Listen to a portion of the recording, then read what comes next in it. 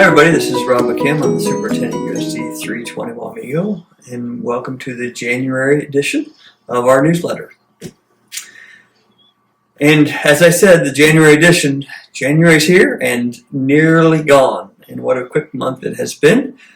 Winter break refreshes our minds and reaffirms our commitment to the success and well-being of all of our students. This year, winter break was a little bit longer due to quite a bit of snow. This month I want to talk with you about two things, one of which we do 3 times a year. It's our FastBridge testing. FastBridge is a norm reference test that measures the fundamental skills for all of our students. It really is for reading and math specifically. As I said, we do it 3 times a year, and each time our classroom teachers, our grade level teams, our building administrators, and our district administrators, they look at that data to update programming for individual students as well as classroom and grade level groups.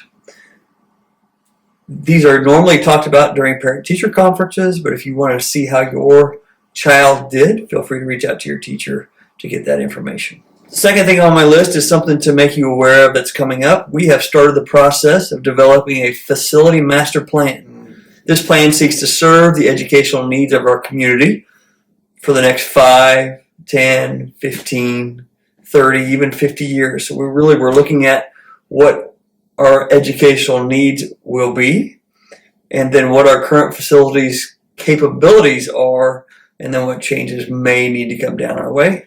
We really want the input of the community on this plan. So be thinking about, and please plan to make time to attend one of our meetings. More information will be coming, and I'll make you aware of the opportunities that you will have. Your input is so valuable with this. At this time, we'll slide to our conversations with Rob. Welcome, everybody. Today's interviewee is Mrs. Suzy Sprenkle, high school teacher, so welcome. Thank you. Thank you. And we have a nice little award here. Tell me about this and what this is. This is the VFW, Veterans of Foreign War, 4th District Award for Teacher of the Year. The whole process has been kind of a series of surprises. I got to school in August, and Sean Horning he and I coordinate the honor flight together, and he just brought me an envelope, and he said, "Here, read through this. It's due October 31st." And I was okay. So I opened it up, and that's kind of when the surprises started. Mm-hmm. He had been gathering letters of recommendation from past students, current students, colleagues, and of course Mrs. Shrum, and for this award, for this honor to be the Teacher of the Year for Post 1786, the Manhattan VFW post. Yeah. And so got my resume all together and got it sent in to Mr. Mike Riley. Captain Mike Riley, he is a Marine, yeah. And he was on our spring 2024 flight. Okay. And so he was the commander of that post, and then they promoted him to the district. So so we got all of the information to Mike, and he turned it in, and I was very honored to win the award for the post. And then that goes on to district, and that goes on to state. So yeah, it was really great. It was really just a surprise. Yeah, and so, very humbling. And this says district, yes. But you're also the state winner as well. Yes. So when he turned it into the district, that is what we found out last week, is that I was a district winner, and then he also sent it on to the state, and he called, probably a couple weeks ago, and he said, "I wanted to be the one to call you. Some person random from the state's going to call you, but I wanted to let you know that you also won state." Oh, so, that's really cool. Yeah, it was really great. Thank you. Yeah, Thank you. good. Why is this award in particular special to you? For a lot of reasons. Just reading the students' letters of recommendation was incredibly humbling.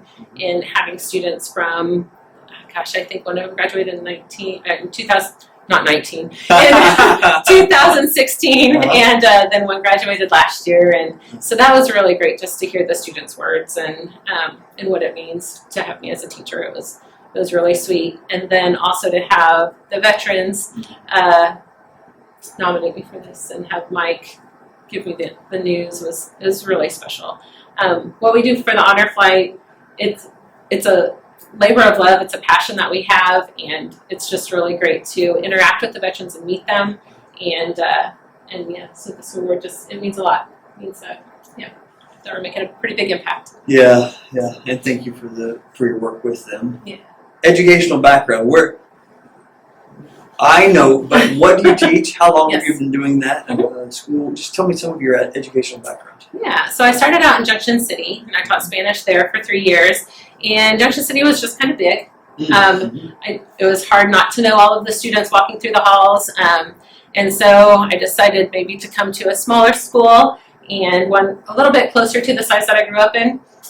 Actually, it's not. I grew up in a 1A school, but it was closer. It was closer than a 6A. Yeah. So I thought Wamego was a really great place to look. And so luckily, I was hired in 2006 and have been teaching Spanish here ever since. So if a kid's taking your class, what options do they have, and how many years might they have you in class? Yes. So now we have Mr. John Rocho, and he's teaching Spanish 1. So I get to teach Spanish 2 and Spanish 3, and I have a Spanish 4 student as well. She's kind of doing some independent study things. And then we also opened up Languages Plus. So that was for anybody that doesn't want to learn Spanish, but they want to learn some other language. We kind of put them all together, and they start learning from each other. So we have several different languages being learned in the Languages Plus classes. So it's really fun to hear all of the different ones. Yeah. So, yeah. If a parent or an administrator or somebody would walk into your room, what do you hope they would see? I hope they would see kids speaking and having a good time in a different language, and that they would be interacting with the language and engaged in the language. So, we do. I hope that they don't walk in and see me just up in front of the class lecturing. It's a lot more fun to have the kids doing the work and the kids just interacting with each other, and I hope they hear laughing. And enjoy that. Cool. Yeah. Cool. Favorite part of your profession? Definitely the students.